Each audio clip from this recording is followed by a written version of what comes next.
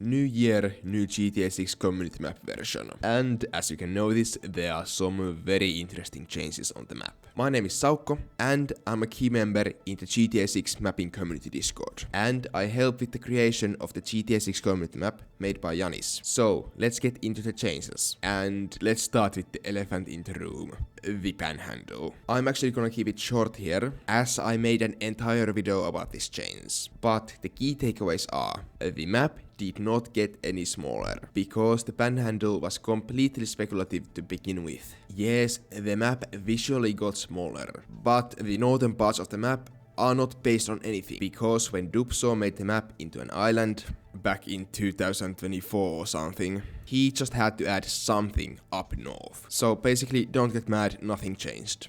And then one very visual change, at least on this color scheme of the map, which is the red lines. They mean that the areas are basically completely unknown, such as the northern part of the map, the southwestern corner of the map, and Key West. So those areas will most likely be different in the game itself. And then of course a change on my end, as I previously used the black version of the map, but I now have moved to using this alternate color scheme, because it looks better. And then let's talk about the Naval Air Station and Key West. So once again, same as with the removal of the Panhandle, you will get used to it, don't worry. So this change is again based on these towers we see in this scene of Trailer 2. And more specifically, this radar and this air traffic control tower. These are located on the real Naval Air Station, and if we assume that they are where they are in real life in game, that means that the Naval Air Station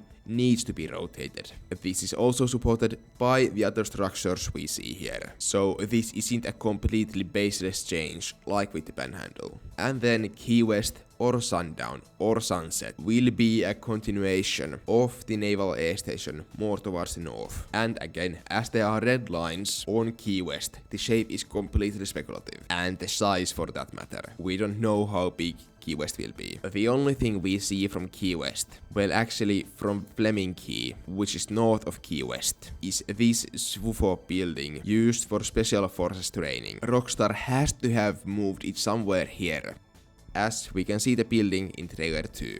And of course, it does make sense to curve the keys north, as then they will be closer to the mainland and distances will be shorter, and it makes boat travel more viable, which all of us want.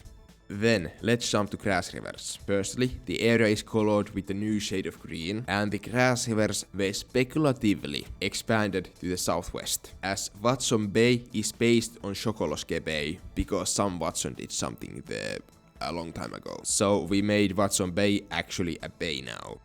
And then some more buildings were added to Watson Bay, which are of course seen in the screenshot, and some of the roads were tweaked.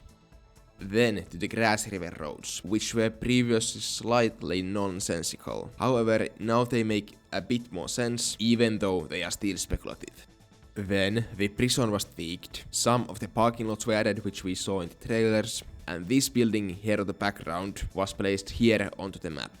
Then some minor changes in Vice City. The color of the guideways was adjusted, as they technically are not train tracks. The courtyard by Miami was added to the downtown. A ramp to a parking garage was added here, as we see it in the leaks. Then in La Perle, an entire block was added to the map, as we see some of the buildings in this scene and some of the leaks. So basically this block is almost a complete copy of this block in real life, in Little Havana. And then more houses were added to the Venetian Islands, as we keep identifying them. Then Waning Sands, which got a redesign. However, it's still probably very wrong, and this is the only scene which we have of it. And of course the location, size and scale could be way off here, but this is the best guess for now. Then Ambrosia. Some new railroad tracks were added to the refinery, as we can see some of the green and red lights in the postcard.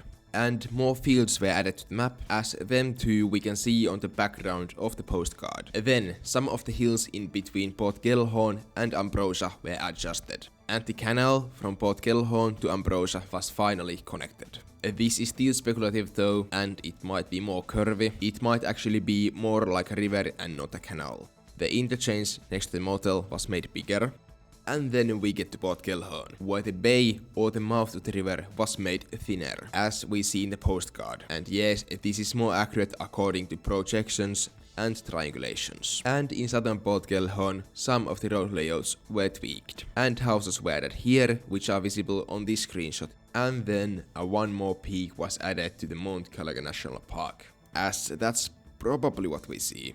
And some map icons were added to the map, to known buildings and points of interest. And don't worry, you will get over the loss of the Panhandle. It's fine, it's just a speculative change. It might actually be there. Just go watch the video if you need more explanation. So, thank you for watching. Like the video, comment, go check out my other videos, and of course, subscribe for more informative videos about GTA 6. Thank you.